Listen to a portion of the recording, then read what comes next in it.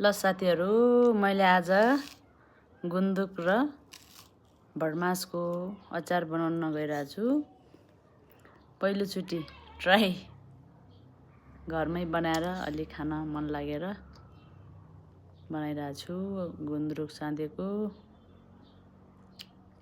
गुन्द्रुक भिजाएँ, त्यसपछि भटमास अलि तेलमा फ्राई गरेर त्यसमा प्याज लसुनहरू अलि मरमसलाहरू सबै एकछिन तेलमा हल्का फ्राएर स्वाद अनुसारको खुर्सानी हालेँ। अनि त्यसपछि अलिकति बच्चाले माग अनुसारको यो मिठो टक्क पार्ने मसला, अनि हल्का टिमुर पनि, अनि त्यसपछि बिस्तारै ओर्नको लागि हाम्रो गाउँमा घरमा पाइने तारेचुक, एकदम स्पेसल गाउँको, अनि हल्का स्वाद अनुसारको नुन, अनि अघि मैले गोलभेडा पकाएको थिएँ, पकाएको लत्रम्म पाकेको छ। यस्तो पाक्यो भने चाहिँ मजाले मोल्नलाई राम्रो हुन्छ।